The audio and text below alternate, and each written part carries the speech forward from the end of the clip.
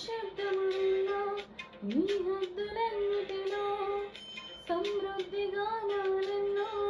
ఇది మొదలు వినబడని పెరిగిపోన నేను